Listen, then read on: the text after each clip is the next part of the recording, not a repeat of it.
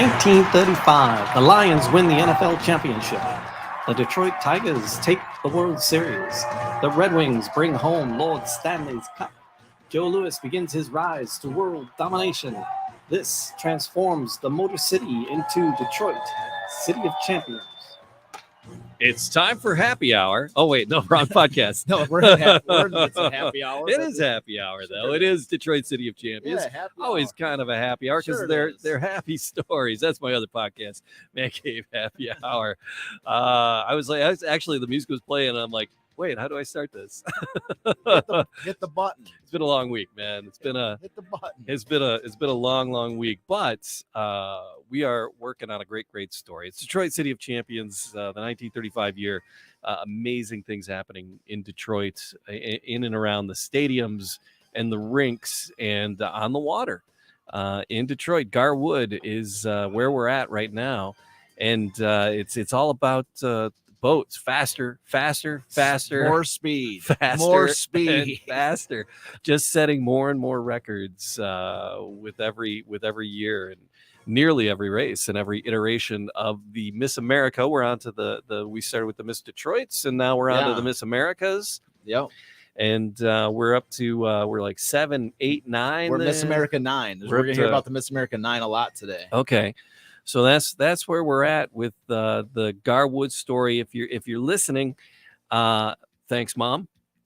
Yeah, thanks, Mom. Thanks, my sister Catherine, who's like our biggest fan, and of course Chris is a huge fan, yeah. massive fan. Hello, Chris. I'm sure he's listening. And people listen to the podcast wherever, whenever, however. But here we sit on April the 14th. Which is just 4 days shy of Champions Day in Detroit. Last year on Champions Day proper, we were down at the museum, in the Detroit Historical Museum, doing a podcast live from there. And then later on in the day, we sat down with a couple other authors who had written some books about some Detroit history, not necessarily 35. They brushed against it a little bit. It's kind of like teenagers at a dance. They kind of brushed against it a little bit, but not fully into the 35. But yeah, last year we really celebrated with that fun remote podcast. Yeah. We got more of that coming up. We got another remote coming up. I have an appointment this week with Miss America. I got a date with Miss America this week. No way. Yeah, I'm going to go in. I'm going to check out. I'm going to scout the location for our live podcast. Well, they're all live, you know. I mean, you listen wherever, whenever, however.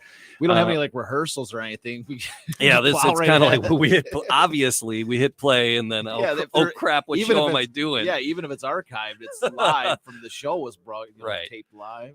But we will be recording on site with Miss America 10. Dude, that's awesome. It's the Miss America 10. We were trying to figure out where, because we were talking about where's that trophy, where's that boat, and it was supposed to be up in Algonac at a marina. And I called them. They're like, no, we don't have it anymore. I'm like, do you know where it is? She's like, the woman on the phone. She's, well, let me check. And she's come back. She goes, oh, it's at the Packard Proving Grounds. I'm like, holy crap, that's even closer. Yeah. And so I called. There's a woman named Renee at the Packard Proving Grounds, and she is super sweet. Oh, and nice. We got an open invitation to come there whenever we want. And she's like, she goes, come on in and we'll take a look-see around and see where you want to record from. She goes, I just warn you, even in the summertime, it's a little cool in here. She goes, if it's cold outside, you want to bundle up. She goes, because there's no real heating. I'm good with that. I don't care about that. Yeah. So I'm going to go and do a little recon. Dude, next episode, we're talking about the Miss America 10. But to the listener, I'm hearing about this for the first time. Yeah, just like you are. Okay, so yeah, this so is we're like gonna music to my ears. Like I've never seen the Miss America 10 in person. I know. Dude, the next episode we're doing is about the Miss America 10. Because there's that one amazing quote that you've cited a couple times already about the finish on the Miss America 10. Well, Gar Wood himself, there's a video of Gar Wood himself, and he's standing in front of the Miss America 10. I'm going to see. I've been looking for I've got a copy of it somewhere. I can't find it. But there was a video sold at the Historical Museum in Algonac, and he actually says on the video he's standing right next to the Miss America 10. Yeah, and he's like, the finish of this boat is so smooth. He's like that if a fly landed on it, it would break its leg. Yeah, he says it right on there. He says it with all seriousness. So that's what I mean. Like it's like that boat is, and that's it kind of ties into the whole concept of the show and everything we're trying to do. that boat is so, wait till we get to that point. Like this show and next show are going to be just so heavy. I mean, these are such, the stories we're about to tell are just unbelievably amazing. And that is like one of the most important pieces of Detroit sports memorabilia that there is. Unbelievable. And it's just that should be on the, like when people come to visit Detroit, right? That boat should be so famous. It should be in all the clips. A line of people around the block. Like you always see the Joe Louis fist, which all prop. I mean, we did how many episodes? We did 14, 15 episodes on Joe. All props to Joe and that fist downtown, and everything named after him. But that should be a clip. But it should be that should be a clip in the reel. But I'm saying though, is that think about it if I ran the world. Well, but here's the thing: is if you're part of like the Detroit, tourism board or whatever it's called, if you're part of these groups that are trying to get people to visit Detroit, right? You should have a vested interest in bringing some of these historical stories out, because people that come here, like I tell you what, like when I went to Scotland, I lived in Scotland for 4 years. When I went to Glasgow for the first time, you bet your rear end I was going to when I went to Glasgow, they have the William Wallace monument. And they got the William Wallace sword. They don't know if it's actually a sword, but they're like, this is the Wallace sword. It's a Scottish claymore. And you bet your but I'm going to see the William Wallace sword. It's history. People want to see this stuff if they knew how great and cool it was. There should be no reason on God's good earth that we should be allowed anywhere near this thing, and they're like, oh yeah, come on. That's what I'm saying. This thing is like a holy hey, you want to drive it around the lake, take it out, it's this is wait till we get to this point, like especially when we when we're J. Lee Barrett, when he talks about the Miss, we're probably going to do an entire episode of just building the Miss American 10, and the reverence that he has for this boat. He has a poem where he talks about the engines in this thing. The poem is like writing. You would be hard pressed to find a poem in any genre for any like historical epic, whether it's sports or ancient history or anything like this, that is that has more reverence for something than the engines that went into the Miss America 10. Wow. Like he's like Vulcan, god of fire. It melted these steel, welded from a forge. He's so singing the praises. Yes, they are so. He's so intense. This, especially today's story, we're going to really start to dive into it. Is that the guy who wrote Speedboat Kings? Yeah, J. Barrett. His writing is amazing. Yeah. I think he was my favorite. I mean, of all the writers resource that you found. Yeah, I mean, there's some great newspaper writers too. I don't want to diminish them, but as far as books go, as far as like top of history the books, there, he has to be, because he was there.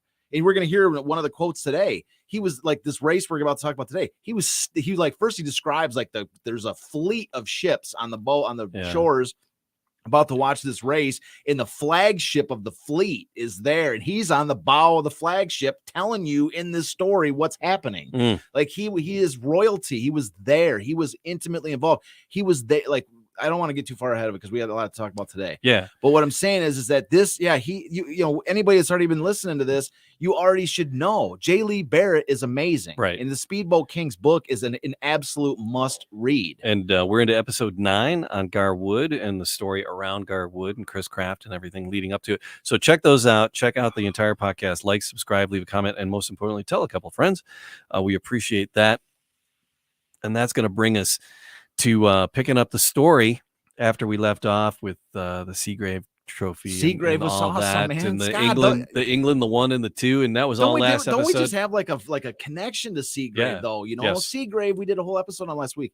Lord Segrave, like Gar Wood is finally starting to get the competition that he's sought after for his whole, for most of his career. Game on, fellas. Game on. And then Segrave at the moment of his death, he's a British hero. He's a hero from World War I. He's the king of speed on land. Yeah. He gets into a boat. He beats Gar Wood for the first time Gar Wood's like ever been beaten in a boat, not for Harmsworth, but for all these other races. And so he's beaten Gar Wood.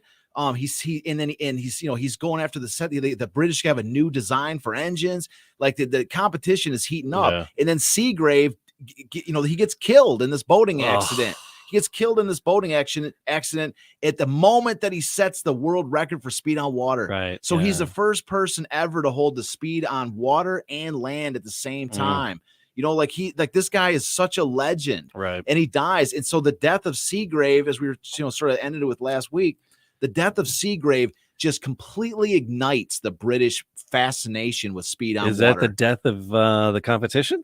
No, that's not. It's the opposite. In fact, that is the spark that ignites Britain's desire for the speed on water crown. Oh, okay. It's almost like the battle cry, like, remember Segrave. Okay. Segrave went to his death. Do it for the Gipper. Yeah, exactly. That kind of mentality. Like a fallen hero gave his life in pursuit of this specific thing. Like the next thing he was going to do was race in the 1931 Harmsworth Trophy. They'd already challenged Gar Wood. They were already, this was a setting the world record before they went to Detroit to race Gar Wood. Like this was the preliminary, and he gets killed, and so like now this just completely ignites the British public. This is the British public.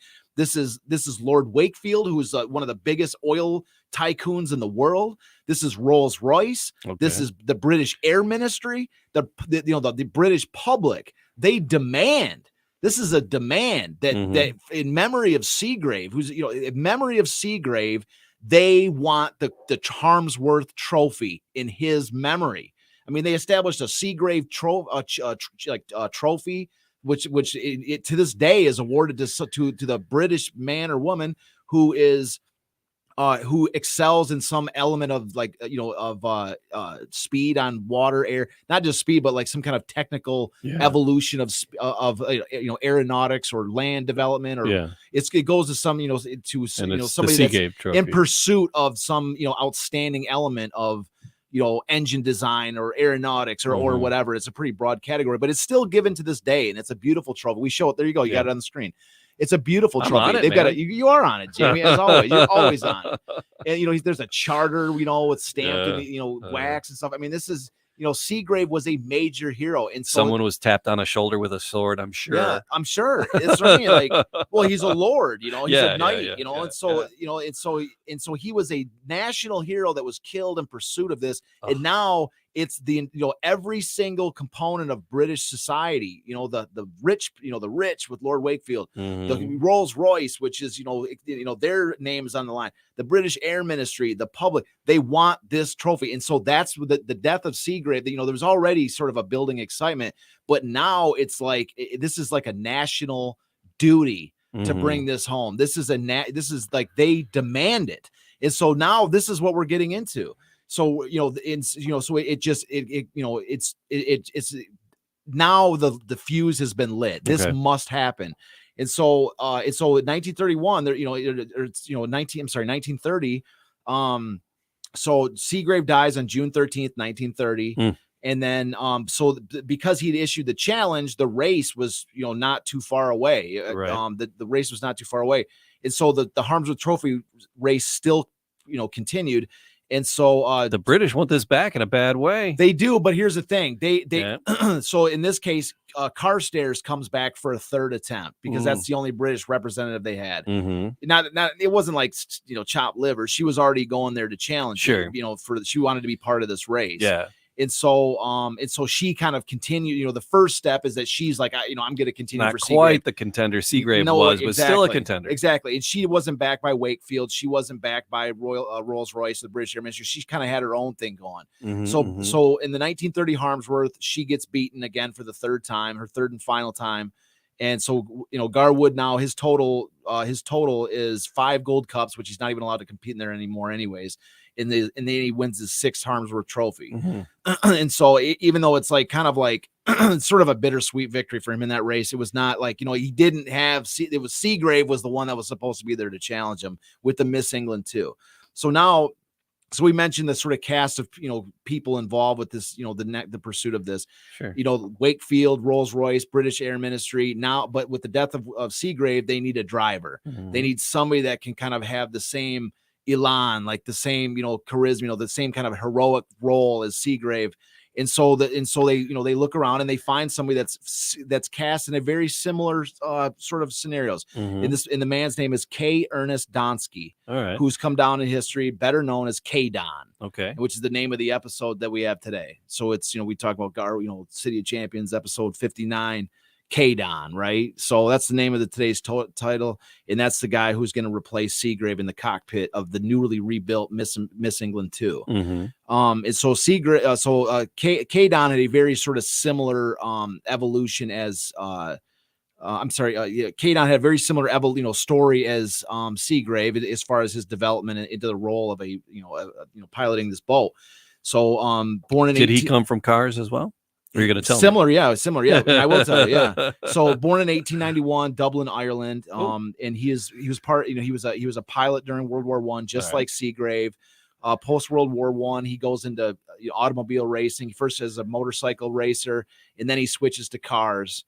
Just like Segrave, he was an auto, a car racer, but in sort of unlike Segrave, the Segrave was all about like kind of setting records, whereas like Kaye Don was more of like a racer, like actually racing and making in races of racing against other cars. And so also like Segrave, he was backed by Sunbeam, so he's driving all these different Sunbeam cars. And so he wins. So along the way, he wins. It's too big of a list. He has a huge list of different races that he won, and in the course of all these different races, he's setting sort of like course records for speed, like 100 mile an hour plus records, 130 mile an hour plus type records. But all these different, like you look at a list of all the races he won, it's like he set 100, course record here with 130 miles an hour, a course record there for 127. Yeah. This guy's a speed merchant, Sure. He's a speed merchant, and he's cast in this sort of same role as Segrave. And so, so Kaye Don enters the cockpit of, as we mentioned, the newly rebuilt Miss England 2. So you would think, I always kind of was wondering, like, why would they, Segrave died in the Miss England 2, like, wouldn't they start out with the Miss England 3? Yeah. And that's a question that's never really been answered directly by any source. The only thing I can think of is it's like, where they rebuilt the Miss England 2. Miss England 2.2? They didn't say, not according to the little paint job on the boat, not according to the little paint job, but so it's a rebuilt Miss England 2. And so I've never, so there might be more to it. I haven't really dove into the Miss England 2 that much. Sure. Maybe, maybe they reused some of the wood. Maybe it was a tribute to like, hey, this board already has a name on it. Stick it out there. Maybe it was a testament to Segrave in some capacity. Yeah. But I'm sure there's much more detailed story of it. I have not read, and it may still be around because I think the Miss England 1 is in a British museum somewhere. So anyways, so the Miss England 2 is rebuilt, and it has the same specs as what they had. I mean, this is the same boat, the same engines, 2 Rolls-Royce, 2,000 horsepower engines each. It's a monster, total monster, 4,000 horsepower total. And this is the same boat that has with Segrave in it has set the world record for speed, which is 98.76 miles an hour. Okay. Right. And so this is the same specs, same boat, same engines, nothing's changed. And of course, this, Gar Wood having, wins the Harmsworth in 1930. We're talking sort of like the transition from 1930 to 31 at this point. So Gar Wood, the highest evolution of his boat that he had used for the 1930 Harmsworth was the Miss America 9. And it had 2 Packard engines at 1,060 horsepower per engine. So a total of 2,120 horsepower. So just a quick comparison there. Miss England 2, 4,000 total horsepower. Miss America 9, 2,120 horsepower. Wow. 2-to-1 disparate difference in the power of these two boats. So Gar Wood is looking at this saying, okay, the British are coming back for the challenge. They're coming back with with a new driver, Lord Wakefield, Rolls-Royce, British Air Ministry. I got to, and they're coming out with a boat that's got twice the horsepower that mine does. And so we got to make some changes. We've got to, we're going to get crushed. You know what I mean? Like, you can say, well, there's them little teddy bears only going to take you so far. Exactly. And so there's, so he does, and so the other thing, I'm sure there was there may have been some things he could do as far as like, well, if your boat is half the size and half the weight, maybe you could kind of even this thing up. And I'm sure that played into it as well. Yeah. But he knew that that wasn't going to get it done. So especially after having seen the, 98.76 miles an hour record, and he had not tried to break that record. And so you could, just with that, the fact that he had not tried to break that record at this point, a full year has gone by. It shows you his mentality that he didn't think that he could beat the record. He didn't want to try and make it look bad. So, and that he had to make some changes. So he did make some changes. And what he did was there was no Packard. That was the limitations of Packard. And that's the part of the thing with the boats is it's an American boat. For the Harmsworth, has to be American wood, has to be American drivetrain, has to be American propeller, has to be American engines, has to be American drivers. The wood, the wood was Philippine mahogany, which came from a U.S. like sort of territory. Sure. So yeah, I mean everything. So like the hardest part of the engine. So getting the engines, the carburetors, competing against that Rolls Royce monster they had. Exactly. So that was the limit. Packard, that was the limitations of their engine design. They couldn't take it any higher. Like they're not coming out with a new 2,000 horsepower Packard engine. They're just not doing it. And so, and by the way, that engine had already been modified from its original 770 horsepower. Gar Wood, they'd already modified this thing and shaved every bit of metal they could off in order to get it up to the from 770 to 1,060. So this thing had already been modified heavily. And comparatively, take a sip. And comparatively, the United States at this point isn't like all hands on deck. We're out here to set the stage, whereas England was totally pulling all their resources and putting it behind their driver. Sure. Gar was just Gar going, well, I sold a lot of hydraulic lifts. We're still doing pretty good. So he was funding this on his own, whereas his competition was the entire British Empire. Absolutely. Exactly. Okay. And the all thing right, put that into perspective. And the other thing too is that Gar Wood has won so many races. They're like, Gar doesn't need our help. Yeah. They don't need our help. Gar's got this. He's he works with Packard. Packard lets him do, I'm sure he works, hand in hand with Packard. Well, Packard's not necessarily, but at this point, Packard has no plans to develop a 2,000 horsepower engine. Right. So he's got For why? We're not war. We're not trying to go bigger, better, faster. Exactly. We're it takes a ton of money to develop it. So it's not, there's nothing in the offing. So what he does is so they they add what's called superchargers. And a supercharger, what it is, the general idea. I'm not some big engineer with cars or anything, but I know less about cars and engines. Me too. Than I'm about going with sports. what J. Lee Barrett says. What did J. Lee say? I'm going with J. Lee Barrett, and trust he knows what he's saying. Yeah, I call my brother because what he was talking about is along the lines of like a compressed gas is fed into the engines. That's why they call it a super.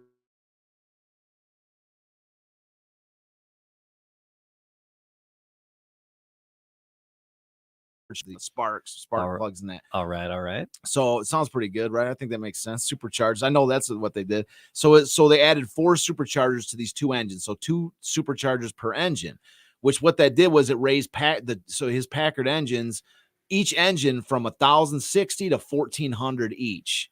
So the total output now is 2,800 horsepower. So now he's brought the total down a little bit. So now it's not, it's not 2-to-1 anymore. It's 4,000 versus 2,800.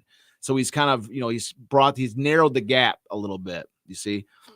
And so anyways, so with this new superchargers added, the Miss America 9 on March 20th, 1931 in Florida, Gar Wood takes it out for a spin to set the new world record. Now he's got some confidence. Let's go for a ride, fellas. Yes. So he breaks Segrave record. Oh, nice. Hell, we're talking Gar Wood, man. He's not going to do it if he's not. If he tries to set the world record and he goes 97.26. No, he goes 102.256. Oh my God. So smoked it by 3 or 4 miles an hour. First man to average over 100 miles an hour on water. Nice. So Segrave, Segrave had gone over 100 miles an hour, but the average is 102. Once again, so here he is. So he retakes the record. So now Gar Wood's the fastest. He's like such an unassuming looking guy. Yeah. Too, Yeah. So he's Gar. So he's the first man to average 100 miles an hour on water. Yeah. Right. So he deserved it. He deserves that. Hell yeah. If Segrave, I mean, as much as I love Segrave, if Segrave had been the guy that averaged over 100 miles an hour on water, if he'd been the first, there would have been something like kind of like bittersweet about that because Gar deserved to be the first guy to go over 100 and average. What was the first record he set? Was like 19 miles an hour. I gotta go back to the original notes. So our first, he was like all excited about his first record. we're talking, we're 1893, 9 miles an hour. 9 miles an hour. 1910, which is 20 years before this. They're going 35 miles an hour. They're killing it. 1912. 53 miles an hour. Yep. And then, now we just averaged over 100 miles an 1918, hour. we're talking 70 miles an hour. Yeah. So to go, that's a country song in the making there. Before this is 10 years before, 12 years before. Yeah. So there, so the 100 is the magic mark. So the 100 is the magic mark, right? There's a country song in the making in there. Yeah, you got it. Yeah, get it played, and we'll add it into the show. So anyway, so now the world is in alignment, right? Now Gar Wood's got the speed on water. Mm-hmm. He's over 100 miles an hour, the first man to break it. But check this out. 13 days later, the Miss England 2. Damn you, April 2nd, 1931, in Buenos Aires, Argentina. Kaye Don in the Miss England 2, 103.49 miles an hour. Breaks Gar Wood's record 13 days later. He got it, though. He broke that. He was sure the first did. one triple digits. He sure did, but he's throwing the gauntlet down. Yeah. He's like, I just broke your record with 100. We can go 100 too and then beat you. Yeah. And so the gauntlet's thrown. And then check this out. 2 weeks after that in Florida, Gar Wood breaks that record.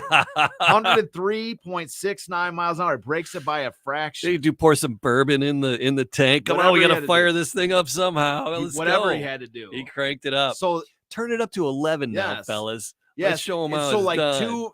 two boxers going back and forth. 3 months later, on July 9th, the Miss England 2 in Lake Garda, Italy, 110.223 miles an hour. 110. So that's Miss England 2 breaks Gar Wood's record by 7 miles an hour over. 7. That's substantial. And following the race, Kaye Don announces a challenge for the 1931 Harmsworth. Oh, game on. Game on, man. This is July 9th, 1930. I'm sorry, 1931. So July 9th, 1931, he announces the challenge for the 1931 Harmsworth, which is, of course, going to be in the late summer, not shortly thereafter.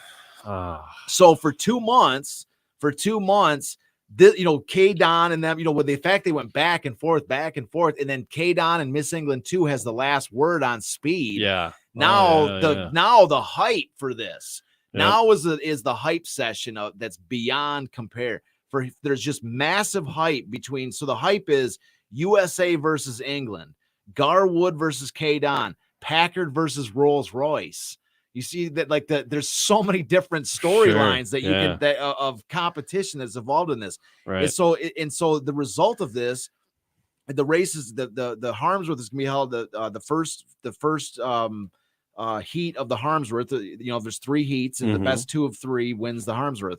And so the first heat is held on September 6th, and this is going to be in the crowd that shows up for this is. It's going to be a whole sort of story we're going to get into after the quote that I'm about to read. But this is one of the not only one of the largest crowds ever assembled on both sides of the Detroit River to watch this race. Okay, Jamie, there's a case to be made here that this race here is the largest sporting event in the history of the world. In the history of the world. Oh my God. The race that starts on September 6, 1931, just the people on the shore of this race, this was the largest sporting event in the history of the world. And we'll get to that point in a second. I got some facts and notes. And I'm sure you're going to take a look at there too. But I just want to show you that this race, to show how big the hype was leading up to this. This is when things start to turn fascinating with this Gar Wood story. Okay. And so I'm going to read the quote. This is again out of Speedboat Kings. And this talks about the first heat of the 1931 Harmsworth. Okay. It's a little long. So everybody pour a drink a little bit and sit back and listen to J. Lee Barrett. J. Lee Barrett's amazing. He's amazing. And this quote is awesome. We got 2 big quotes to read. This is the first one. And this is a good one. They're all good, but this is real good. So again, J. Lee Barrett, Speedboat Kings. The Harmsworth course at Detroit was laid out on the American side of the Detroit River between Belle Isle and the city of Detroit on the mainland shore. It runs clockwise from the dock of the Detroit Yacht Club on Belle Isle towards Belle Isle Bridge, around the 2 westerly buoys, then east up the back stretch and out into Lake St. Clair, around the dangerous easterly hairpin turn, and back west again toward the judges' stand at the Yacht Club. The course is 5 nautical miles around. To complete a race, the boats must travel 6 times around the 5-mile course to cover a distance of 30 nautical miles. The races are run in 3 heats. The country taking 2 races wins the trophy. The 1931 race for the trophy probably attracted the largest crowd in the history of any sporting event. I put men equipped. Real quick, notice he says I, because he's the guy that's running this race, J. Lee Barrett. I put men equipped with automatic counters at strategic points all along the entire course. More than 600,000 spectators were actually counted. They were packed tight at every vantage point along the mainland side, along the Belle Isle shore, in countless government boats, cruisers, yachts, and steamboats anchored within the outer rim of the boat lanes. Telephone poles, towers, rooftops swarmed with human beings clinging like flies to every conceivable projection, their eyes pinned on the river, their ears humming in the drone of the thundering super aircraft engines. On Monday at 4 p.m., the judges, officials, the timers, the course, everything was ready. 3 whistle blasts from the United States Coast Guard cutters was the signal to close the course. Besides that, a display from their signal yards in the blue and white checkerboard flag of the international code indicated the course was closed. Palatial yachts and cruisers had been sliding ghost-like into the race basin all night. They were anchored now, waiting, their decks swarming with society folk, cameramen, sportsmen. Dominating this immense pageant of watercraft was the flagship Olive Kaye, owned by Commodore Charles F. Kettering, vice president of the General Motors Corporation. At 4:45 p.m., 15 minutes before the starting gun, the river had quieted down. It was like a sheet of glass. The Miss England 2 moved out slowly from its moorings at the Edsel Ford boathouse on the mainland side. It was being towed across the river to the judges' stand amid a deafening clamor of horns, sirens, whistles, and bombs, and the incessant whirl of a dozen airplanes overhead. Kaye Don and his 2 mechanics, all fitted out in spotlessly white overalls, strapped in by steel-ribbed life preservers, stood on the deck of their white speedboat, stalwart, healthy, fearless young Britons, ready to ride to their death, challenging the master for speedboat honors. They were just kids. There was a catch in their throat to see them standing there in the bow of their beautiful boat as it moved across the river. It was momentous testimony of England's wish to be supreme on the water. England had thrown that responsibility on the shoulders of these youngsters. The ruddy glow of the river colored their faces in the light of an already departing sun.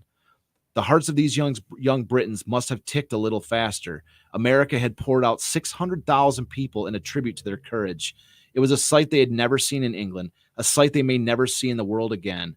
The stage was set for a great spectacle. It was like a Roman amphitheater 50 times enlarged with the big sunset ball of the sun throwing its sharply bladed fires across the water. We stood with Mrs. Gar Wood on the deck of Charles F. Kettering's beautiful yacht, the Olive Kaye. Wood's Miss Americas weren't in sight. In 1 minute, the 5-minute time signal would be cannoned from the judges' stand, the signal for Wood and Don to get ready. Wood's Greyhaven home is up there beyond the easterly turn of the course. We strained our eyes to see the wake of his Miss Americas way out there, but we couldn't. Wood hadn't come out yet. We had our eyes riveted on Mrs. Wood. She was a little pale and nervous. Her right hand was twitching on the deck rail, her left fingering a locket on her breast. She had her eyes fixed in the distance on that thin slip of water that runs beside her home at Greyhaven. It was from that point that she expected to see the Miss Americas dash out, tracing 4 lines of white wake behind them. The gun from the judge's stand cannoned the 5-minute time signal. We could hear the 2,000 horsepower engines in Miss America 2 roar to a start. 5 minutes were left. The huge time discs were poised there high above the yacht club dock. One of these discs dropped every minute. Another disc dropped. 4 minutes were left. Miss England 2 thundered past the yacht on which we were standing and speeded toward the higher waters of the river for position of the flying start to the line. Still, Wood couldn't be seen. Mrs. Wood grew increasingly nervous. "Where are they?" I heard her ask. She didn't want an answer. No one knew anyway. Only Gar Wood. Wood was timing his start to a split second. I knew Wood would be on time. He always is. Mrs. Wood put on the field glasses to her eyes. Even yet, she couldn't see the wake of the American boats. The second disc dropped. 3 minutes left. A million eyes were turned now in the direction of Wood's home. I began to wonder myself. Wood had 3 minutes to get to the line from his home. Packed humanity was silent. Only the distant drone of Miss England 2 could be heard above the whir of airplanes flying overhead. She was circling above the intake power station, throwing a beautiful stream of mist on each side of her. The third disc dropped, then fourth. Only one disc was left. Wood only had 1 minute. He must get his boat to the line before the last disc dropped, or Don would beat him across. Nothing in all sport can match the picture of the flying start in a boat race. It's a beautiful sight to watch, but it needs steel nerve, fine judgment from the men in the boats to get their bow across just at the spark of gunfire.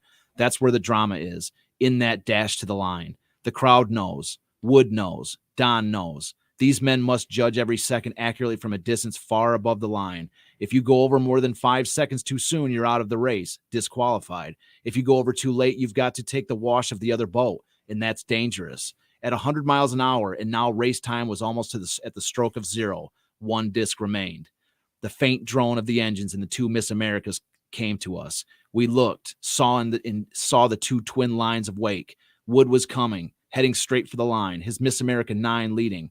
They came down the stretch like mad bulls, but Don, too, was ready. We could see him straightening his boat out of the white arc he had made in the water. He was heading toward the start. The roar was getting terrific. 3 thundering torpedoes were opening up their throttles, straightening out, charging to the judge's stand. Wood's boat, the 9th, seemed to porpoise a little. I had never seen that in any of his boats before.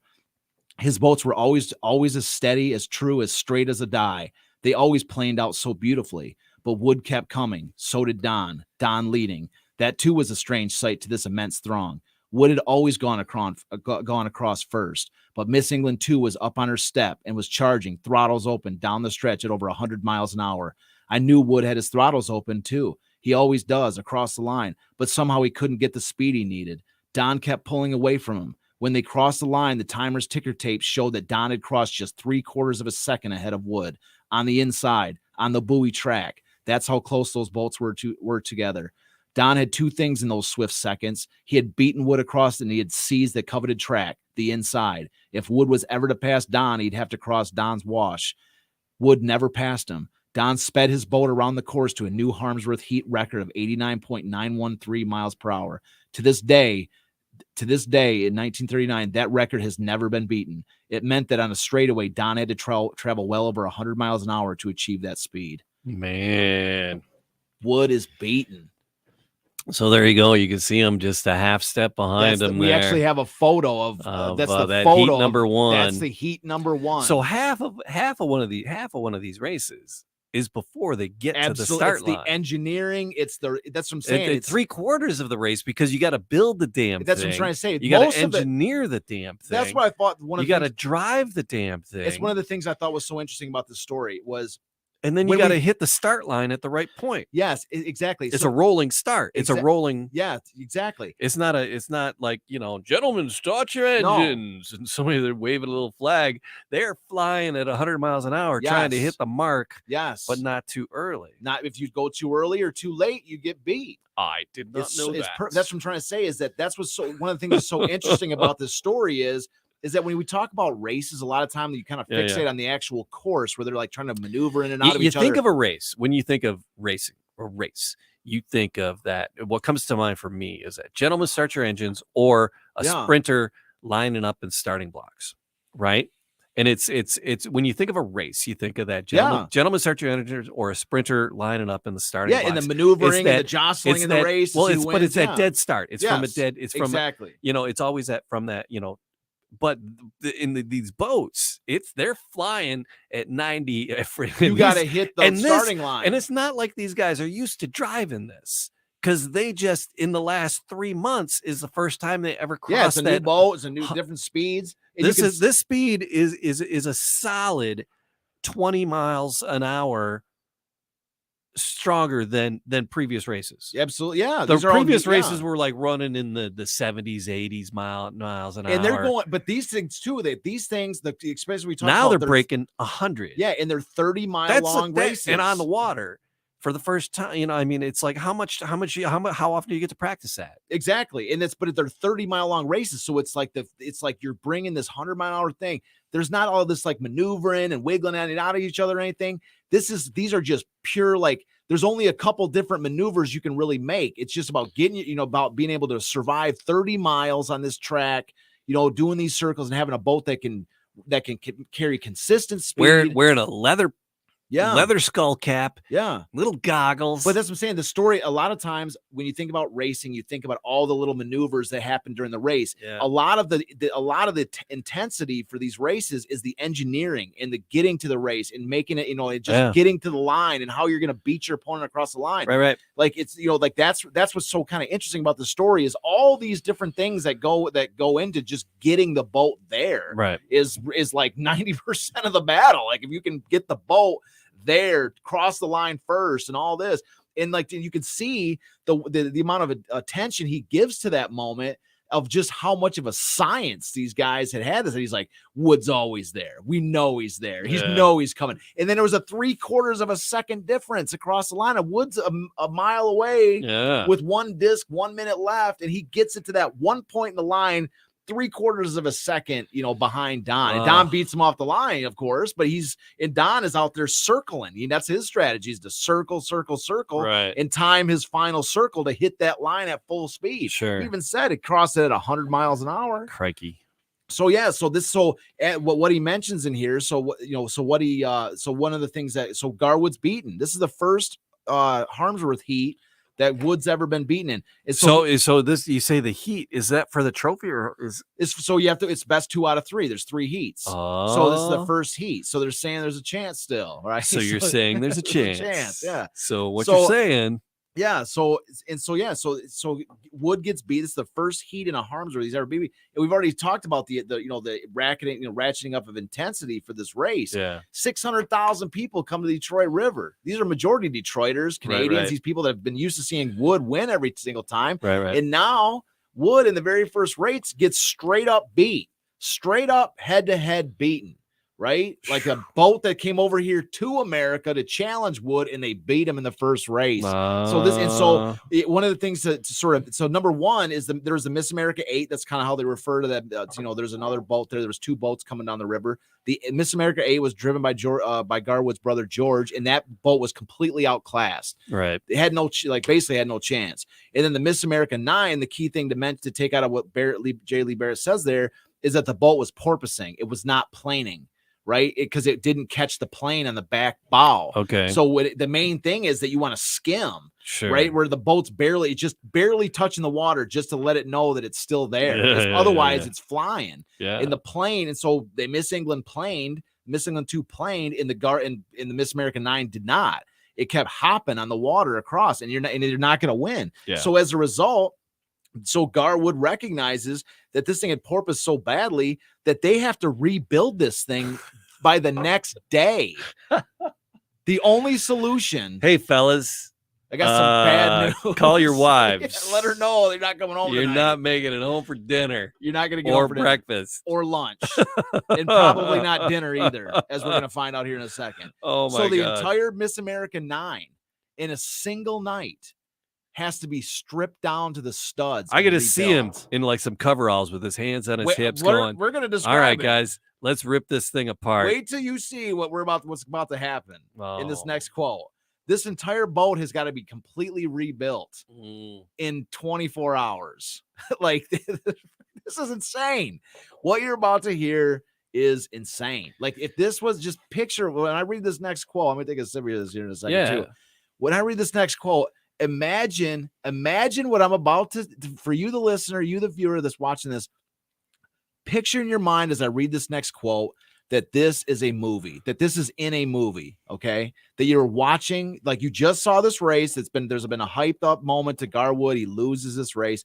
And I want you to picture in your mind as we read this next quote, that this following scene is a scene in a movie, that I'm reading to you a screenplay. What do we know about Gar? What do we know about Gar and how he treated his staff? I know you're about to find pilot. Out. All those that's going to be answered right here. Because those are great questions. You're going to find out. Is he a nice guy? Is he a taskmaster? Is he a team player?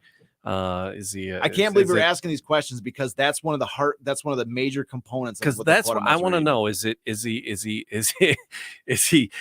beating the slaves in Egypt to make the pyramids? Let me get another splash that old forest. Is he in the trenches with the team with his sleeves rolled up, man to man, wait till shoulder to shoulder. I can't even believe you're asking me this working question. Their butt off. Because and really, because it could go either way. Yes, right now, it totally because could. I don't. We know nothing about him at this point. As far as like 100% sure. Role, yeah. And he's an incredible businessman. He's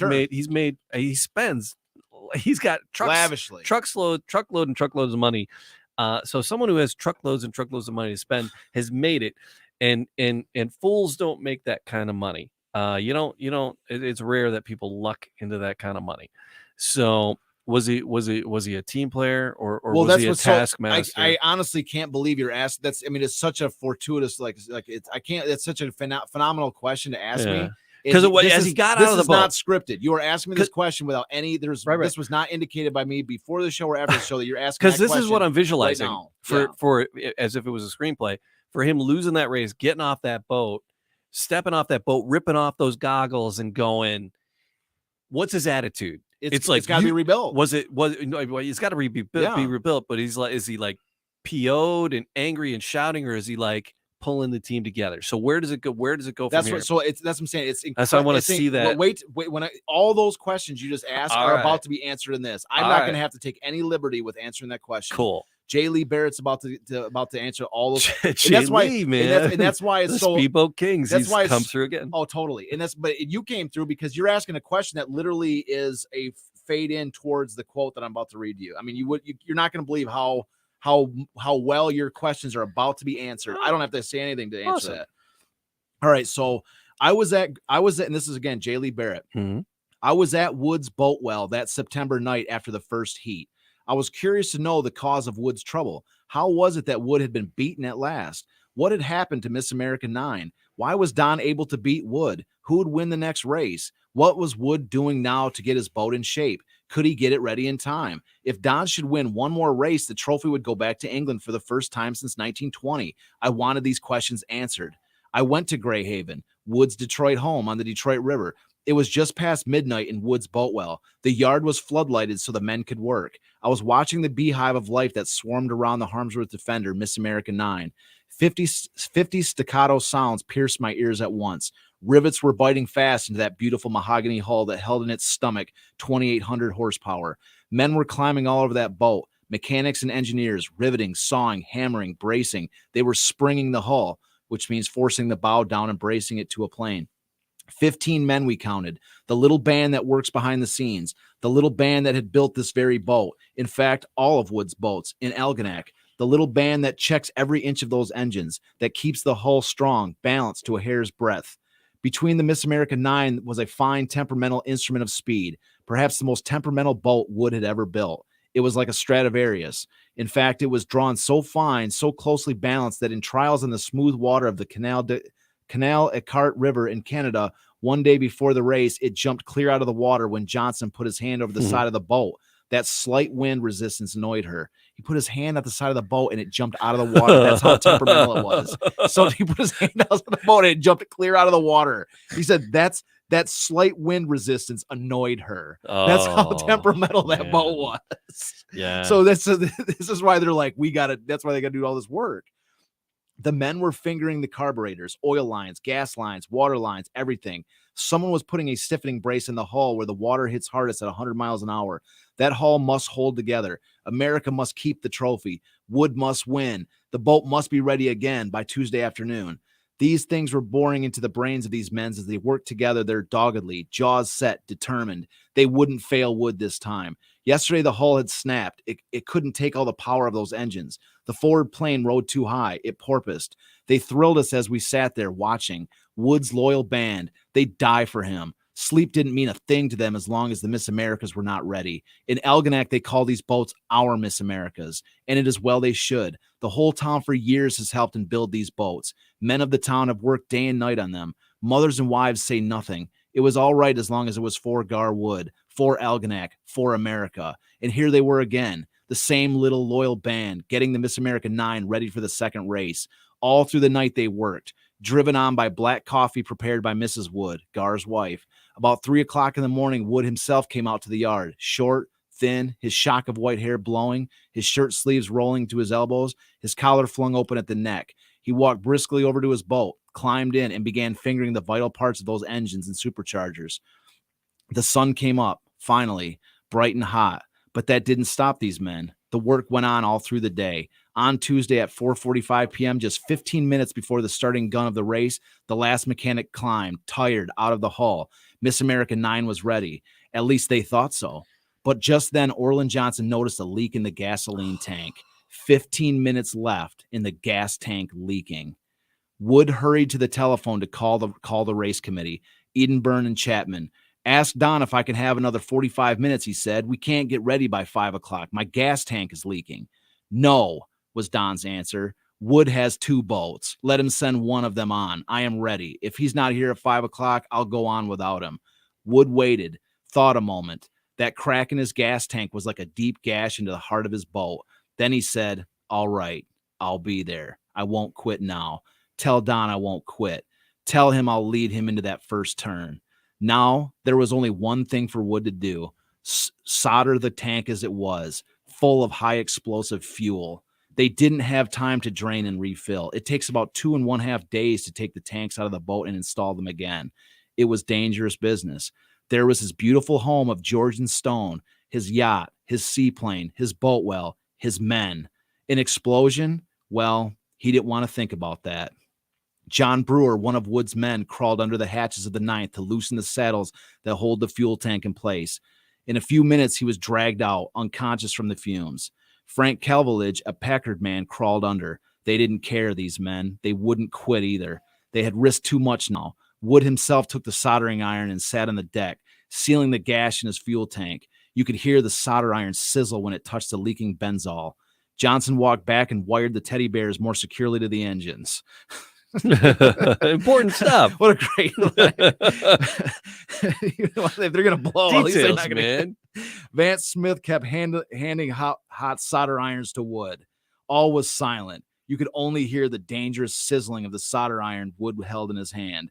At the 5-minute gun, meaning the disc from the race is about to start, at the 5 minutes, the race is all the crowd's watching the disc drop. They have no idea what's going on. Right. They're over here soldering a benzol gasoline tank with fire on it, freaking the most explosive gasoline that's ever been invented. At the 5-minute gun, George Wood and Vance Smith left Wood's boat well with the Miss America 8. As they were leaving, Wood, still soldering the fuel tank, called out to them, I don't know whether we'll be with you fellows or not, but we'll try. The tank was soldered. Barely 3 minutes were left to warm up those engines and get to the starting line. Wood and Johnson threw on their helmets and life preservers, packed their ears with batting to deaden the roar of the engines, smeared their faces with heavy grease to protect their skin from the exhaust flames, put on their goggles and jumped into the cockpit.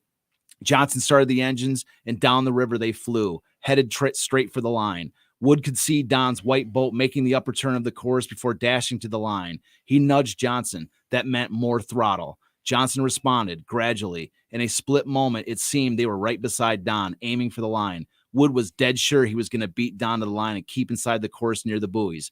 He signaled Johnson for open throttle. The boat shot ahead. Both boats, throttles open, roared across the line. Wood in the lead, on the inside, near the buoys. Both boats had beaten the starting gun. Wood by 9.3 seconds, Don by 7.26 seconds. When a boat goes across the line 5 seconds or less ahead of the gun, it is penalized. If it goes across over 5 seconds ahead of the gun, it is automatically disqualified.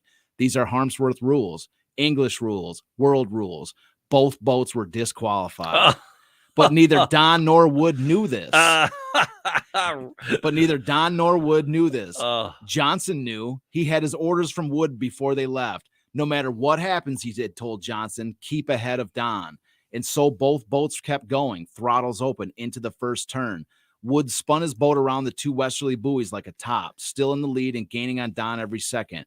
Around the second westerly buoy, Wood spread wide. Don's boat, after rounding the same buoy, desperately trying to catch Wood, scudded suddenly out of control. Its bow shot up, listing a trifle, and turned a complete turtle with its engine screaming, dove, and sank.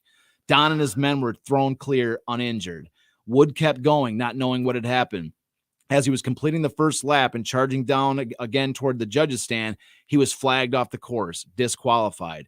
Wood's second entry, Miss America 8, driven by George Wood, was following far, far behind the other 2 boats. When George noticed that both boats ahead of him were out of the race, he slowed down, almost stopped, not knowing what to do. Wood, seeing this from across the river, jumped on the bow of the ninth and waved frantically to George Van Smith to keep going, to complete the race. The entire course was now swarming with moving craft rushing to the spot where Don had catapulted. The government cutters and race officials were powerless to keep the course clear for Miss America 8, but George Wood guided his boat through the maze of watercraft and completed the race. Oh, all right. So how does this work? Story. Oh my God. I mean, the 15 minutes before the race, the gas tank is leaking, and it takes 2.5 days to do it safely, or they can do it in 15 minutes if they solder it while it's full of gas. If I take a ride on this atomic bomb. Yeah, these words go, well, my whole house is here, my family's here. And then the funny part is where Orland Johnson goes, I better wrap these bears tighter to the steering wheel, because if this thing blows up, where those bears are going to get killed, you know? Holy crap. I mean, could you imagine if this is a movie? Oh, yeah. This is the greatest story you've ever heard. This is so much tension. This is incredible. And the soldering irons of the day were like, they had, it wasn't shooting like a sparks. Yeah. Oh my God. I mean, yeah, it's heating metal to patch metal. That's what they do. Unbelievable. Yeah. And so they got to first of all, they got to rebuild the boat. That's a story into itself. They got to tear the boat apart, get the plane so it readjusts. All right, we're ready. Let's go. Tank is leaking. Oh, by the way, the gas tank's leaking. Oh, well, they're like, hey, I need another 45 minutes at least. And like, you ain't got it, because they want to win. Yeah, they want to win. It wouldn't won a few races when other boats had technical problems. They were holding him to the same. He was like, you got another boat? Send that one. Oh, Mr. Moneybags, we got one boat. Yeah. You got two. Oh, what? One of your boats isn't working, so you can't race with just one. You know. So now, how does that work? And Chris said that's the most gripping than any fiction he's ever. There's nothing out there. Thank you, Chris. I'm glad. That's what I'm saying. Like, that's why I say this Gar Wood story is my favorite story from all the City of Champions. This is the most. You can't talk about grit. It's unbelievable. And teamwork, and and then it's the American entrepreneur against the entire British monarchy, and to answer your question, British Empire. And to answer your question about what it was, how these guys feel about working for Wood, they would die for him. They worked overnight. They could have died for him. And his wife's bringing him coffee overnight. Yeah. Gar was getting a nap. Yeah. So he could race the next day. He came out at 3 a.m, rolled up his sleeves, and he started welding because it was the most dangerous job out there, and he jumped in to do it. Yeah, in the whole town. That's a leader. The whole town of Algonac, he says right there. They say right there. In Algonac, they call these boats our Miss Americas. Yes.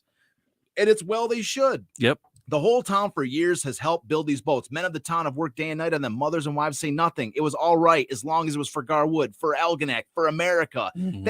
This ties into the very heartbeat of who we are, like as a country, man. Yeah. This is like, they're like, for America, the boat's called Miss America, and it's going against Miss England 2. Right. It's a Miss America 9 going against a Miss England 2, and it's defending it on the Detroit River. With the potentially, this is what brings up the sort of the case I wanted to make.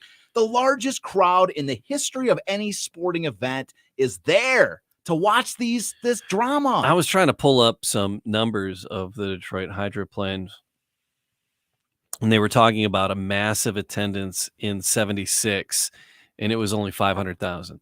Well, I can't believe that. That's a huge number too, because the numbers. And this is like over 600,000. This is over 600,000, and we're going to see in the next race, in a couple races forward, there's going to be double this.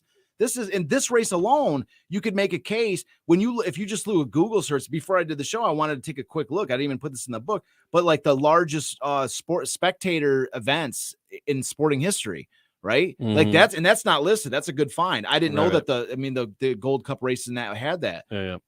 But anyways, the Guinness Book of World Record for the largest attending at a sporting event.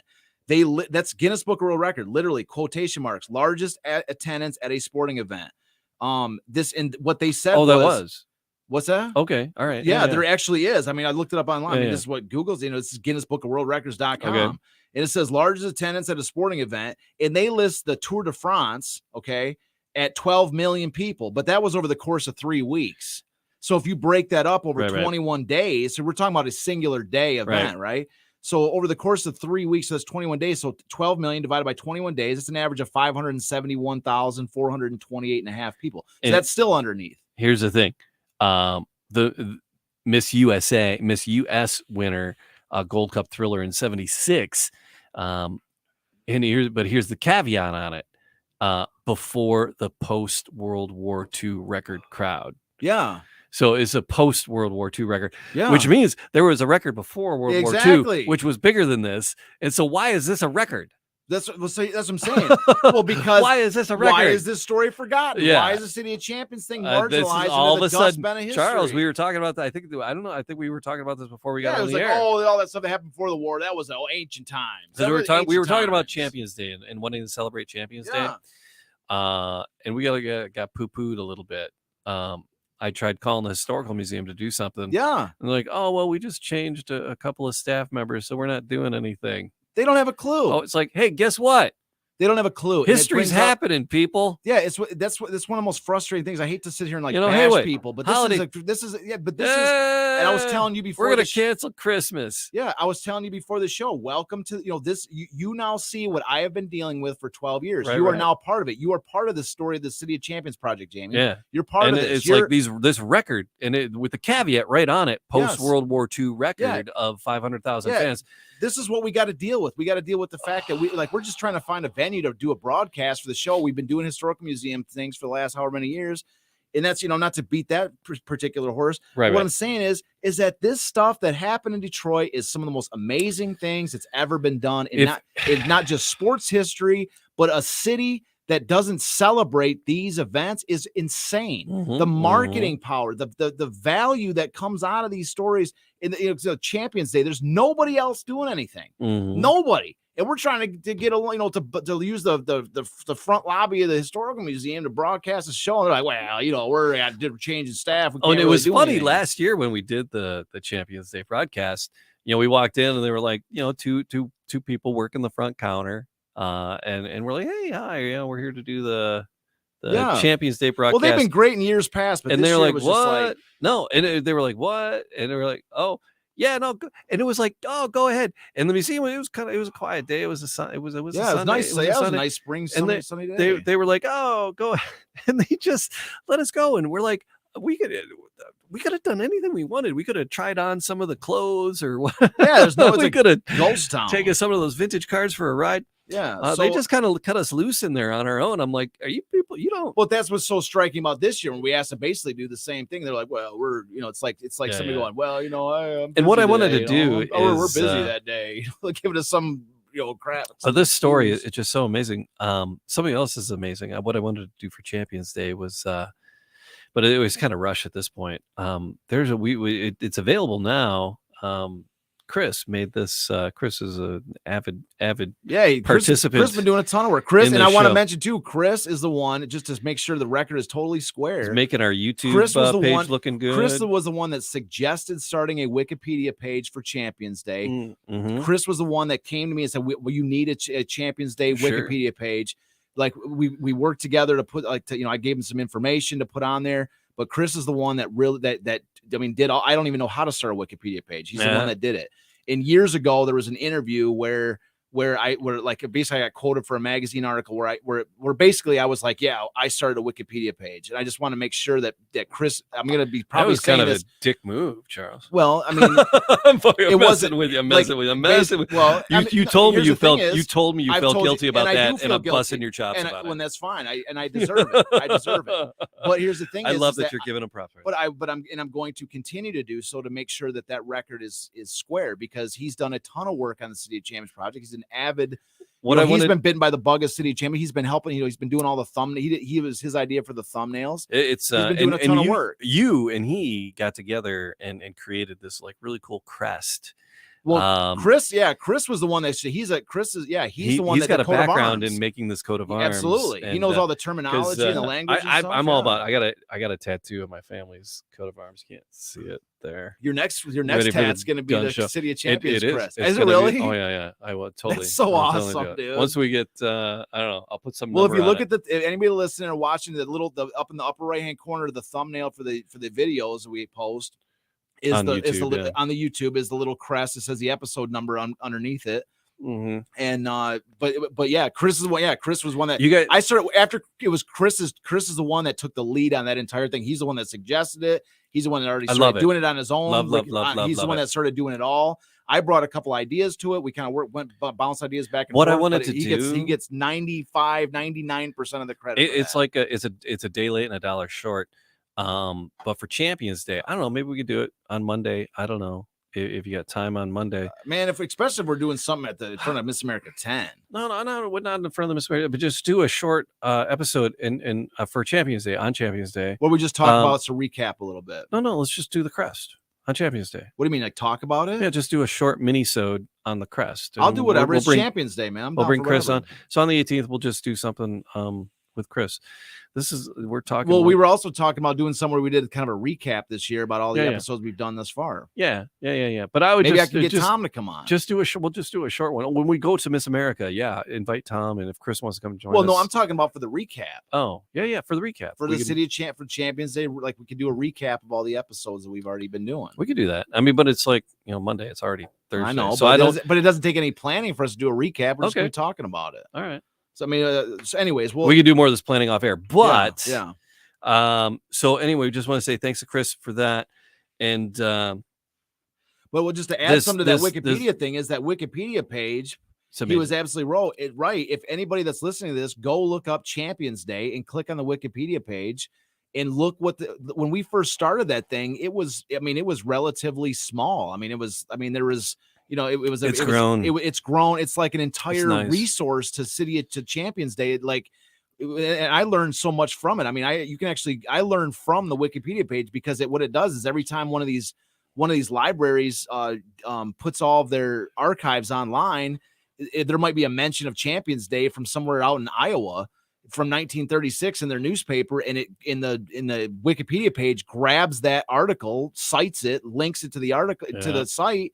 And you can read about it. It grows like by itself. It's crazy. All right. I got lost though. We got lost. So the first race we lost. Yeah. And the second one in the first heat, we lost. So Kaye Don beat us fair and square in that first one. So we rebuilt the boat, jumped out there, flying like bat out of Parma, but they were the last second, and they both were disqualified. Yes, and George Wood won the race. So now how does this work? Is that like Team America? So you have two Team America. Well, George boats? Wood, wins the race, and so it's because you have to win 2 out of 3, right? Yeah. So does that mean George has to win the third race, or does that mean America has to win the third race? Honestly, I can't answer that question. What happened on the third? Was there a third heat? There was not because Kaye Don's boat was destroyed in the crash. Well, sucks for you. You got 5 minutes, bitch. That's what happened. Get your boat out here. That's what happened. You got a car.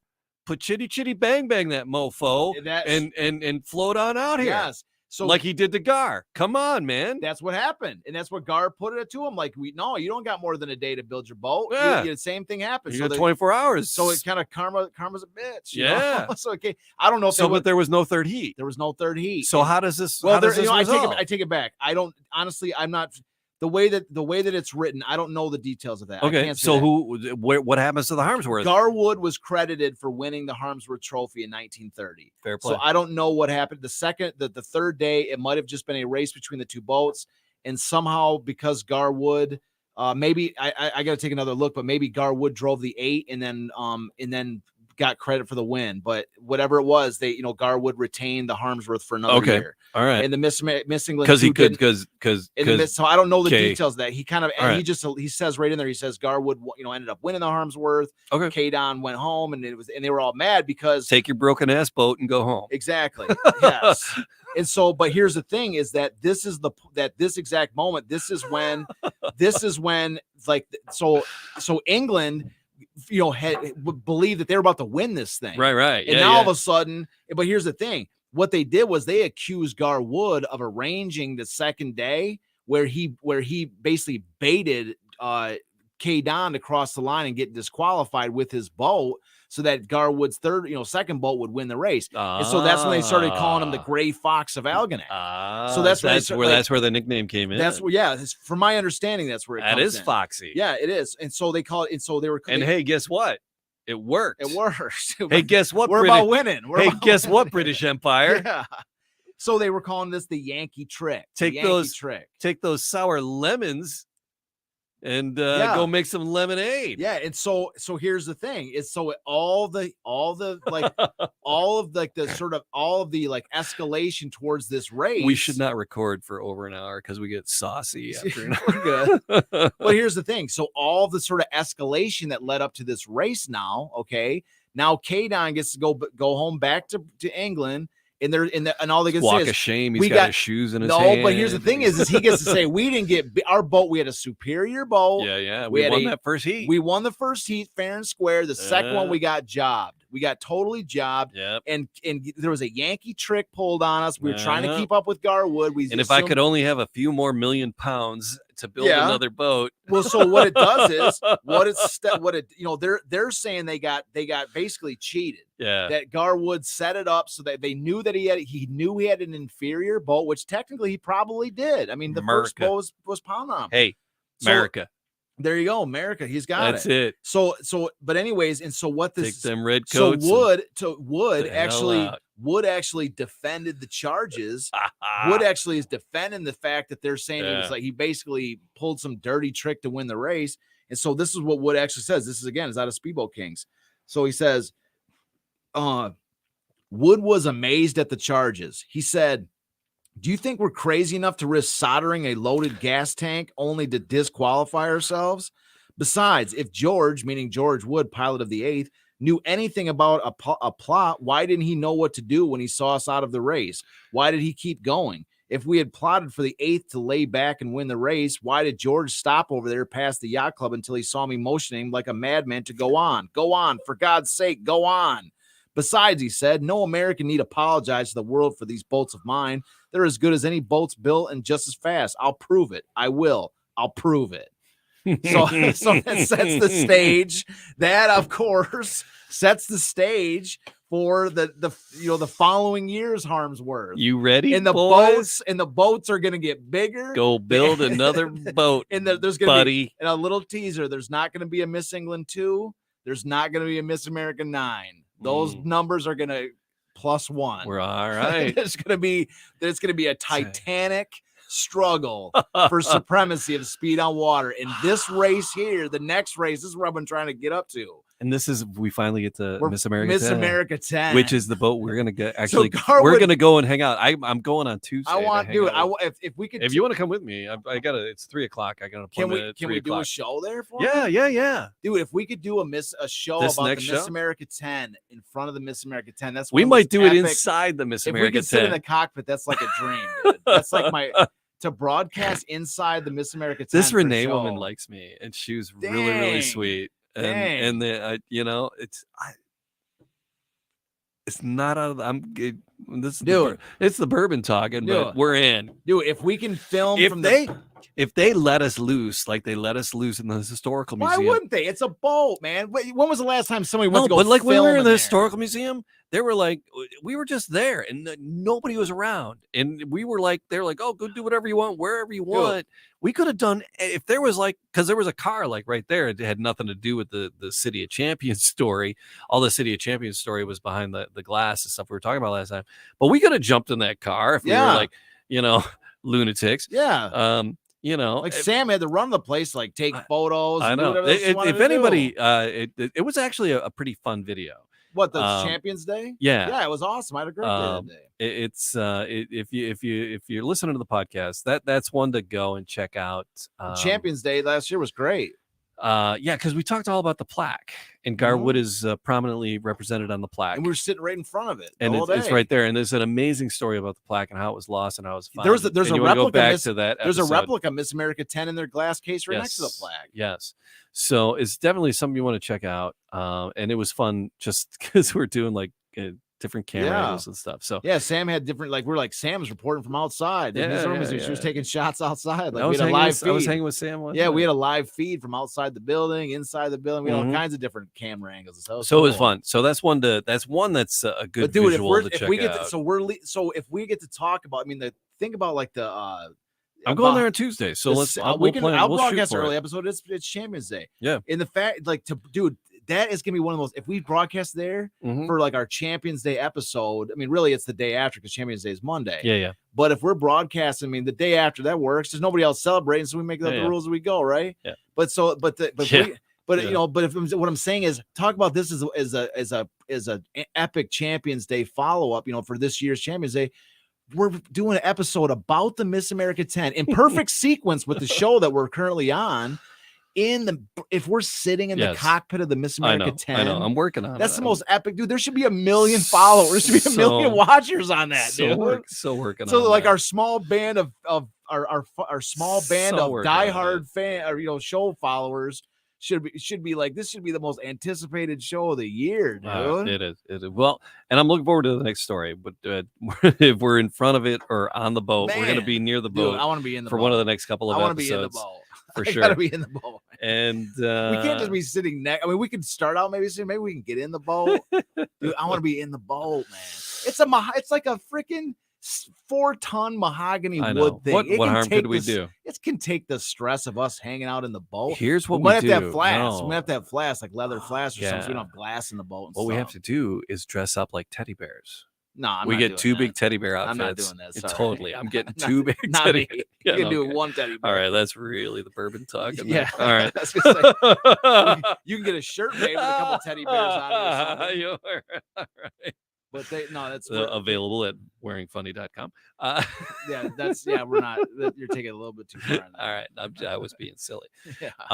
Charles, I'm having so much fun. All the people we do hanging out with doing this, Tom, we gotta have Tom. I talked to Tom the other day, man. I talked to him the other day. He's got something. There's something going on in Portsmouth December 4th. We gotta have Tom come when we do because that's the Packard plant is closer to where Tom lives. Yeah. So he's got to come over to the Packard plant when we do that. And Chris is like such a good friend of the show. He lives in Grand Rapids area. Chris, if you want to, when we plan if you want to come and hang out while we do the Miss America from the Miss America, you can do that. Anybody actually who wants to come because it's a museum. But just to say too is that Tom got a call from Portsmouth, Ohio, saying that they were telling him to like save the date for something. Oh, cool. And so we don't know what that means. We don't know what that means, but Tom was super excited about it. He was like, I don't know what December 4th is in Portsmouth, but they're saying save the date. He said, which is like rare for them to call him because Tom's got all these connects, like some of the people we've had on the show have been from Portsmouth. All right. So, so anyways, I don't know what that means, but maybe there's something cool we could do down there for a show on December 4th. I don't know. All right. So, more coming up. Like, subscribe. Thank you for the stage is set for the most epic. I mean, I'm gonna spoiler alert. There's about to be a rematch of these two. What year was this in? We talked about 1930. We're heading into 1931. So I mean, we're not even to 35. We're not to 35. So I mean, he wins in 35, but this is a pretty stiff competition all the way up to 35. Just another little spoiler alert is that the 35 is not the most epic races are what we're sort of talking about right now. By the time of 35 comes, everybody else gave up again for the most part. Yes. So I love, but that's so much the story. Exactly. But that's the thing is like that's so much the story of Gar Wood. Between the era of the Tigers. Between the era of the Tigers in 1909 to with 1907 and 1909 with Ty Cobb, but up until like Cobb left Detroit in 1924. Right now, this is the only thing interesting in Detroit. At this time, it's it. Gar Wood is Detroit sports. This is Detroit City football. Is Detroit sports. DCFC. Yes.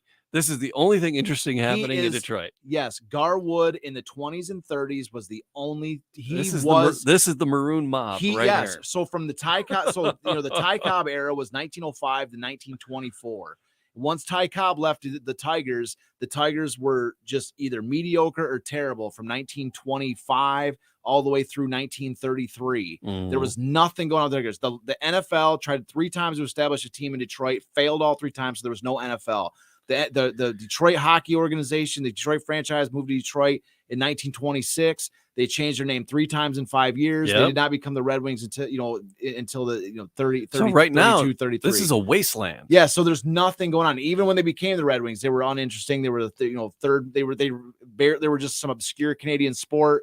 It wasn't even really until 35 that the city really started gravitating towards hockey.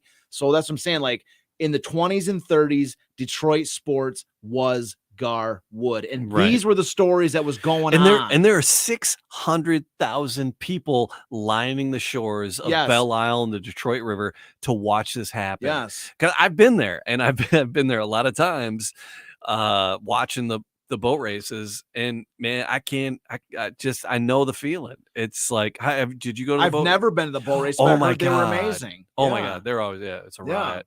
I actually got to go through the pits a couple of times. Really? I got, cause I teach high school journalism, and I don't know how I forget how it's another teacher at a middle school volunteered, and he was able to get us passes. And so I brought kids from about six different schools, video broadcast kids. And we got into the pits, and they were interviewing drivers, and they did great little news packages interviewing, but we were in the pits and talking to the drivers, and it was good. It was fun. But see, maybe these are the kind of, but then I've been to the Drunk Fest boat race stuff too, fun stuff. These kind of stories of talking about where the boat races came from, and why that Detroit became synonymous with the boat races. Yeah. Maybe with like the resurrection of these stories and the connection with the past, with the present of the boat races. Maybe we can revive these type of things. You know what I mean? Because from my understanding, they're not even running them anymore. Yeah, well, it kind of pooped out. It was just a couple. 2018. It was with the COVID. It was 2020 with the COVID. That's my understanding. Is when they tried. 2018 was the last one they ran. Sponsorship and all these other things. Maybe there's like a UWM that wants to get involved with this. That's it. You know what I mean? Like, but that's what I'm saying. Like, but like I say, all of this stuff is it's like, well, it's the history of Detroit. Yeah.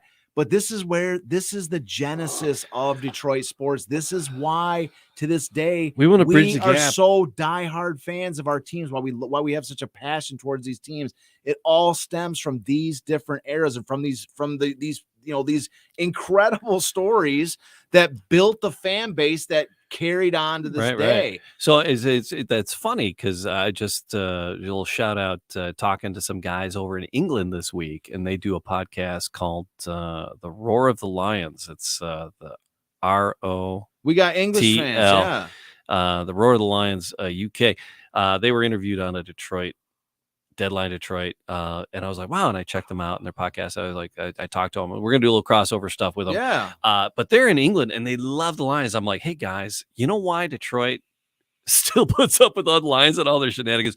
And the thing is, they like American football. One of the cats played American football at their college. I played American football in Scotland. So I love to. I want to know what team they play. I'd love to talk to them, because I played for the Edinburgh Wolves. In Edinburgh, Scotland. So he was playing, and they're like, well, we want to look at a team. It's like, well, what team is an underdog? And it was the year that the Lions went 0-16 or 0-20 or whatever the hell it was. A team that was gone. And they were like, listen, and then they started looking at the story of Detroit, and just like the current story of Detroit, and they're like, holy crap, Barry Sanders, Billy Sims, Megatron. It's like, and then it's a couple of their Slay, Big Play Slay. They like Slay, these new guys, and they're like, they're fans. Well, I'm a diehard of the Lions right now. I love the direction the team's going. I think they're absolutely on. They're like super positive about the Lions. I am too. I mean, they're not cheerleaders by any stretch of the imagination. They're critical when they need to be I'd love to talk to them anyways. Yeah. But it's funny. And I said, hey, and I messaged them. I'm like, I like your podcast. What's interesting is why Detroit puts up with all the horse poop we got to put up with right now, is because it's so ingrained culturally, in the city from 1935. Here's the story of the Lions, and I sent them a link to the playlist, the Lions playlist. I'm proud of you though, Jamie. When you were telling me about this before the show. So they were cool. They're cool cats, though. But I'm proud of you, because the way that you were telling me about this before the show, and the way you talk to them, you know what I mean? Like when we started this show, you knew nothing about it. I mean, you knew the basic framework of the story. You knew the basic framework. But your evolution of understanding all this different stuff. And I even said it early on. I was like, you are so lucky, because your first understanding of sports is the City of Champions season, which is the greatest season ever. They're not all like this, my friend. They're not all like this. No. So your first sort of exposure to how cool sports can be comes from the greatest season that ever took place on American soil. So you're rooted in it, and the way you talk to me, you're like, hey, you know why this is the case, and you're, I'm proud of you because you're really, you're hitting them with it, So yeah, somebody that just liked the show. His name's Gareth. So I'm gonna guess he might. That's my boy Giggs. Is it coming live from England? Okay, yeah, he's Gareth. he's listening live in England right now. Fair play. So all right, so there you go. So if you're listening wherever on either side of the pond. We're international, bro. We're international. Going nationwide. We're international followers. All right, fair play. Like, subscribe, leave a comment. No, appreciate it. So more fun coming up. We got some cool stuff. We're broadcasting from the Miss America 10. We are. It's on may be in front of it. No, dude, this is like on my bucket list. I'm not sure. Dude. I don't think you understand. I'm not sitting out front of the Miss America 10. If we are near the Miss America 10, I'm sitting in the Miss America 10. All right. You don't understand how much of a bucket list this is. Renee likes me, but I'm not sure how much she likes me. We'll see. Come on. It's a 2-ton mahogany, Philippine mahogany bolt, dude. We're not gonna harm anything. Here's what I'm saying. If you were dressed in a big fluffy bear costume, it's not there's helping. no way you could scratch anything. That's not happening. That's a no go. You're in a big bear costume. No, it's not happening. I don't do that kind of thing. I don't do that kind of thing, man. But it sounds to me like you got a little charmer to some extent. So yeah, she's great. I can't wait to meet her on Tuesday, and then we'll plan and we'll plot. Well, the thing is, we could help turn that boat into an attraction, to a destination. Yeah. So here's the other thing. Our show might be small now. I'll self-admit it. Our show is small. We don't have a ton of watchers, but you know what? Every show starts small. There's an old saying I actually quoted in my first book as the sort of lead-in quote of my book. Everything starts small. Everything starts small. It doesn't matter how big anything is today. It all started small. And yes, we don't have a ton of people watching or whatever like this, but at some point in time, who's to say that this isn't, that people aren't going back, listening to the show and be like, dude, it is on my list. I've got to see the Miss America 10. It especially when we're on there, we're gonna be like, this is gonna be one of an experience for me, man. It's like Disneyland to me as a kid or something. So no, I would like when they're, the Lions are on Monday Night Football, and they go through the city and they show clips of this and that, and they'll show a Pistons logo, they'll show a Tigers logo, and they'll show the Joe Louis fist, and they should show a clip of the freaking Miss America 10. It's right bloody there. I know. And it's a huge part of sports. But I'm not even talking on the Ocho. Yeah. I'm talking about this is not ESPN the Ocho. This should be primetime. I just want to read this is a primetime story. Well, I just want to look at to throw a couple things, a couple facts I didn't really go through here. Is that the Guinness Book of World Record, and we mentioned this, the largest in the Guinness Book of World Record, the quote unquote largest attendance at a sporting event was the Tour de France in 2012. 12 million people over 3 weeks. Yeah, not 3 1 day, weeks. 3 weeks. Yeah. So 12 million divided by 21 days, which is 3 weeks, equals 571,428 fans. That's not 600,000. There was over 600,000. Over 600,000. That's the Guinness Book of World Records. What is 1 day attendance? Well, that's what I'm saying. They didn't have that. What is 1 day attendance? It wasn't on there. So that's what I'm saying. So the largest event, they said, I'm just listing off what they said on the there. Fire Festival. I think they had more at the Fire Festival. What I'm trying to say though is that according to the Guinness Book of Records, Guinness Book of World Records, the largest attendance at a sporting event divided over 3 weeks by day to day is does not equal what happened at 600,000 for this event. Right. And then a couple other quick facts. There's a SeatGeek, which is a ticket salesman, from a 2017 article. They mentioned number one of a top 5 largest attendance ever was a WCW wrestling event in of all places, North Korea, Pyongyang in North Korea, 190,000. Yep. The Indianapolis Motor Speedway, the 250,000 seats at the Indianapolis Motor Speedway. They mentioned a USA Today article, which I got basically from Wikipedia, mentions the largest crowd at this 250,000 seat venue. It was 350,000 people in a single day for the Indy 500. Okay. So in according to the Washington Post, this is straight from the Washington Post, the Indy 500 is the largest single day sporting event in the world. And how many people? 350,000 people was the largest day they ever had. And because the venue seats 250,000. 76 Gold Cup right? The precursor to well, I mean, because Gar ran the Gold Cup too. Yes. So 76 Gold Cup.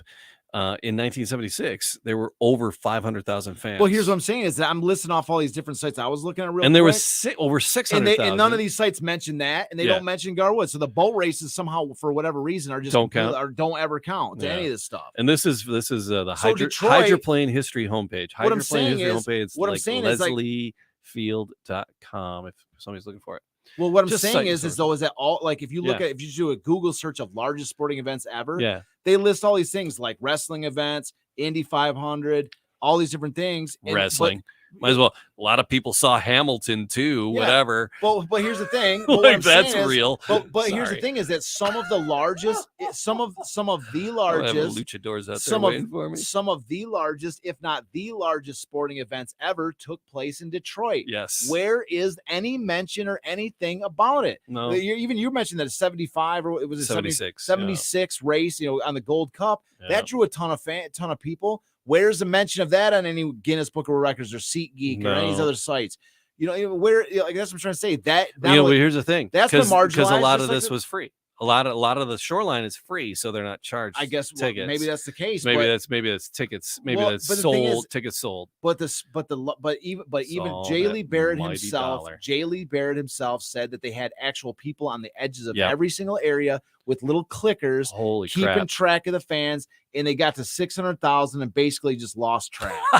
But in the race, but what we're leading up to, this is kind of like the final element of my notes. I have to say here is that the rematch is going to be huge. The rematch and the stories that we got to follow are going to be epic. In the 600,000, just by putting the thought in your mind as the listener or the viewer that 600,000 of this race we just got done talking about at least is in the conversation for the largest sporting event that ever took place, that ever happened, right? 600,000. This race is going to be dwarfed by the next race. Holy crap. This race is going to be dwarfed by the next race. In the next race, the Miss America 10, the Miss England 3. Even if we got to take a week or two off, we got to do this next one.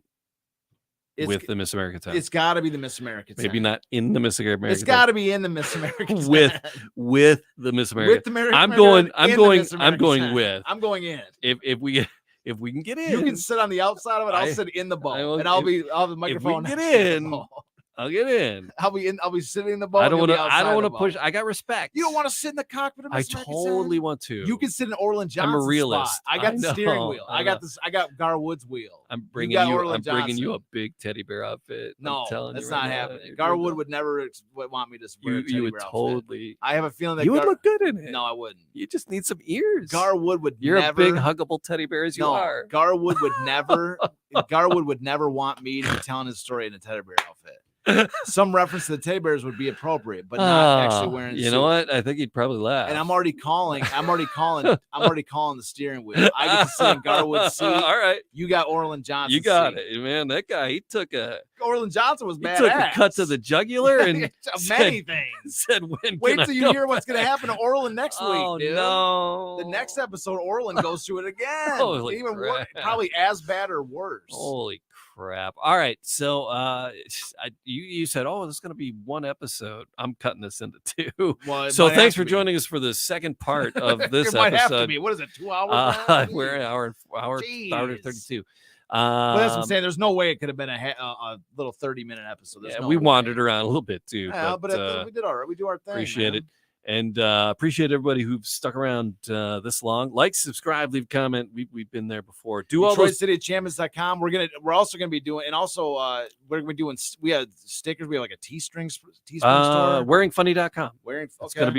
It'll all be it. Chris is taking care of that, and it's all. We got stickers. We got the We got the crest that we're gonna be talking about. Wearingfunny.com. Awesome. The crest is the coat of arms is awesome. It's beyond it. It's so cool. I like it so much. I'm gonna get it inked on my body. On I will get it inked on my body. I like it that much. So, all right, like, subscribe, leave a comment, and tell some friends. Charles, I appreciate Jamie. You. Cheers, I put pleasure. I love doing this show, man. Let's put it up on the hoist for a couple of days, and we'll be back.